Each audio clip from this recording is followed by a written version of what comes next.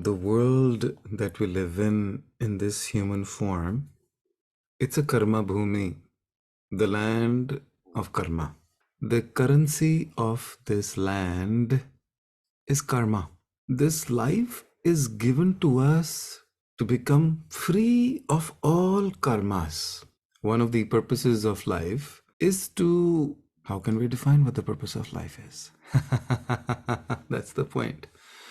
The purpose of life is manifold, and it depends upon what stage you are in.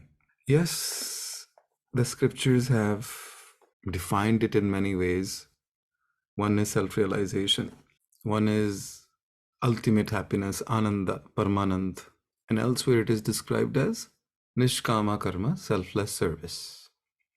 So I want to focus on karma and selfless service. When we are going through difficulty, any difficulties, know that your karma is being destroyed, your karma is being expended, or it is your karma you are releasing, nullifying, negating, expanding your karma. Use whatever language that makes sense for you. But the key word is, it is your karma. This karma has been carried over from many lifetimes. It doesn't leave you. It is always with us. It is the burden we carry. So the key word here is releasing the burden, letting go, surrender. What is it that you're holding back that you need to let go? Fear, anger. What are the blockages that I need to release? What is it that I need to resolve? Karma can be released through outer actions, through outer situations, outer circumstances, whether they are in your control, not in your control. But karma can also be expended and released mentally, emotionally, or internally. We cannot define karma. This is just an attempt to look at a glimpse of what it is. And it is best to understand that karma will never leave you.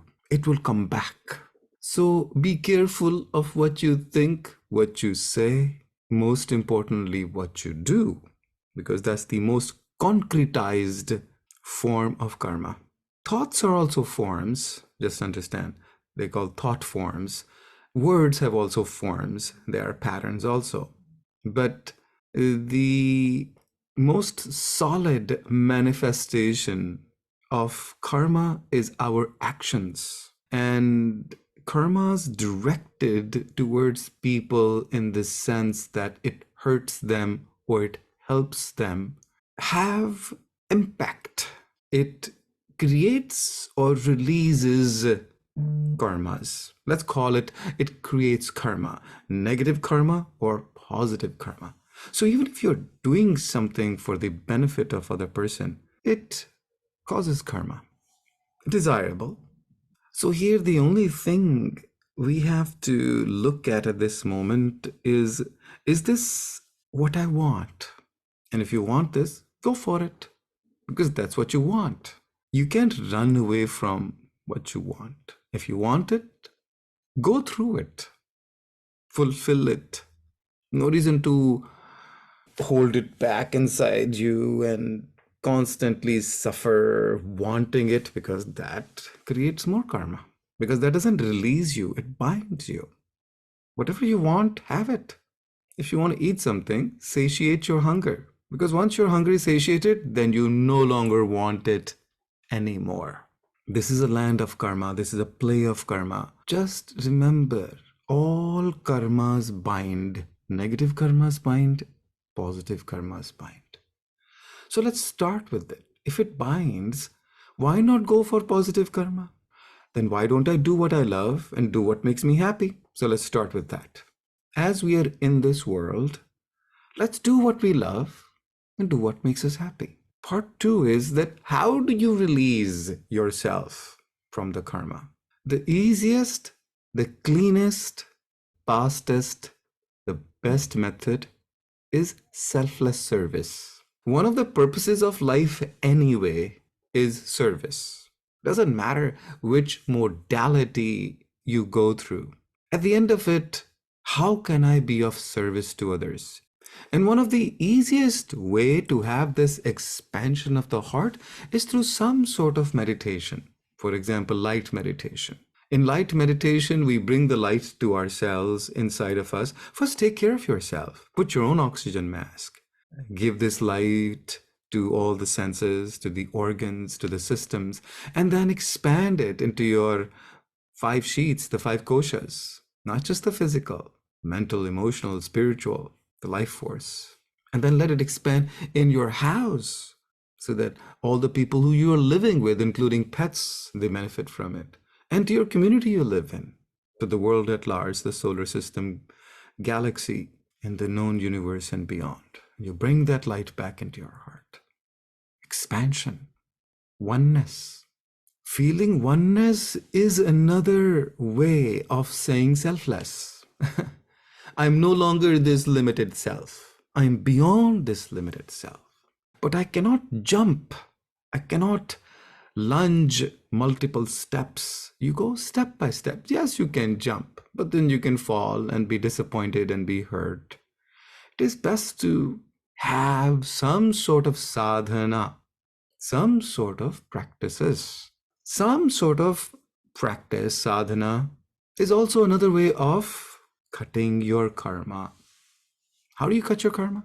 Nama Smarna is another way, saying the name of your chosen God. One of my biggest challenges is to accept people the way they are and not expect them to change or not to force them to change. That itself is a form of control, and control is a seed for karma. Perhaps the fastest way to grow your karma is to control. Letting go is the way of letting go of karma. Whether the letting go is on the outside, letting go of people, letting go of situations, or on the inside, letting go of the past traumas, letting go of the past stories, letting go of the past hurts. Then what would be the way to live? The way to live would be living fresh every moment. This is a vision for me. This is not a realization. I want to be sure about that. But it is clear that I'm not carrying any burden from the past.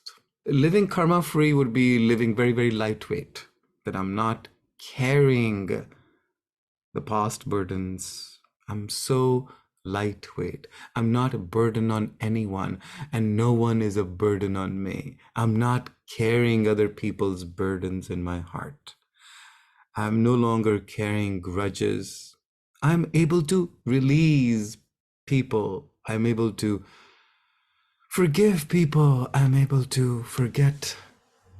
And this is not something to be forced upon me, because then I'm building karma against myself. I have to work for me. I have to take care of how I feel. I have to honor my feelings. So this process cannot be hurriedly. This process can be hurried. It can be fastened by being sincere, by being focused on working at it, on being self-aware. Self-awareness is the key. Self-awareness gives us the vision of how to traverse through this world of karma. Having fun would be a fun way to go through this life. Being happy is a nice barometer. If you're doing something that makes you happy, you're going in the right direction, as long as it is not hurting you or hurting other people. Because the two maxims to live by, the two mantras to live by are help ever, hurt never. That includes other people and includes me. That includes living things and non-living things like the earth and the environment and so forth. And the second maxim to live by through this land of karma, through this field of karma, is love all, serve all. That includes other people and that includes me. I love me. I serve me. Taking care of myself is my born duty. Taking care of myself is my primary karma.